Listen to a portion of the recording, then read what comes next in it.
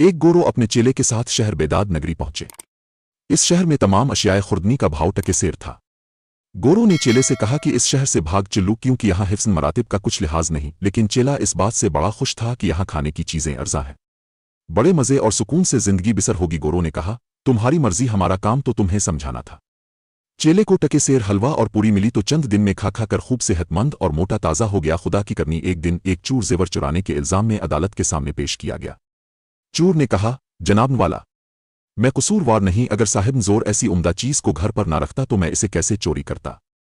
चूर बुरी हो गया और जेवर वाला मुजरिमों की तरह अदालत में लाया गया। इसने अदालत का ये निराला अंदाज और चूर के बयानात का अजीब ढंग देखकर अर्ज किया कि हुजूर, अगर सुनार ऐसा अच्छा जेवर ना बनाता तो मैं ना खरीदता।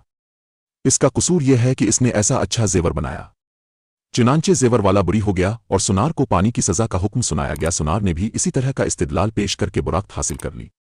इस तरह मुताद्दिद मुल्ज़िमों की पेशी के बाद कराफाल एक ऐसे शख्स के नाम निकला जो कोई दलील ना दे सकता था। इसे फांसी के तख्ते तक लाया गया तो मालूम हुआ कि वो इतना लागर और कमज़ोर है कि फांसी का फंदा इसकी गर्दन को पकड़ नहीं सकता। इसकी जगह एक मोटा ताज़ा बंदा पकड़ लिया गया। ये वही चेला था। चेले ने दहाई दी कि साहिब, मेरा क्या कसूर है। राजा ने कहा, कसूर तो कुछ नहीं, लेकिन तो खूब मोटा ताज़ा है। इसी वक्त इसका गोरो वहां पहुंचा और कहा, और खा सके सेर हलवा पूरी। तुझे कहा न था कि यह शहर बेदाद नगरी है, यहां से भाग चल, लेकिन तो ना माना। अब अपनी किए की सजा भगत। चेले ने इज्जो इनकिसार से कहा, अब मेरी तौबा है कि कभी अब की मर्जी के खिलाफ नहीं करूंगा, मुझे किसी तरह बचा लें। गोरो ने फरमाया, खैर, अब जिस तरह मैं कहूं वही करो। मैं कहूंगा कि पहले मुझे फांसी दे दो और तुम कहना कि नहीं, पहले मुझे फांसी दो। गरज दोनों ने राजा के सामने फांसी के लिए अपना इश्तियाक जाहिर किया। राजा बड़ा हैरान हुआ कि लोग तो फांसी के नाम से भी डरते हैं और ये दोनों इसके लिए बेताब नजर आते हैं। इसने ताज्जुब से पूछा कि तुम दोनों एक दूसरे से ज्यादा फांसी की ख्वाहिश क्यों करते हो। गोरो जी ने कहा कि फांसी के लिए जो सात और घड़ी मुकर्रर की गई है वो बड़ी खुशकिस्मत है।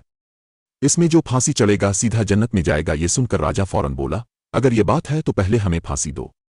चुनांचे राजा साहिब को फांसी लग गई और ये दोनों वहां से भाग गए। बस हमेशा अपने बुजुर्गों के तजुर्बात से फायदा उठाना चाहिए और उनकी नसीहत पर अमल करना चाहिए।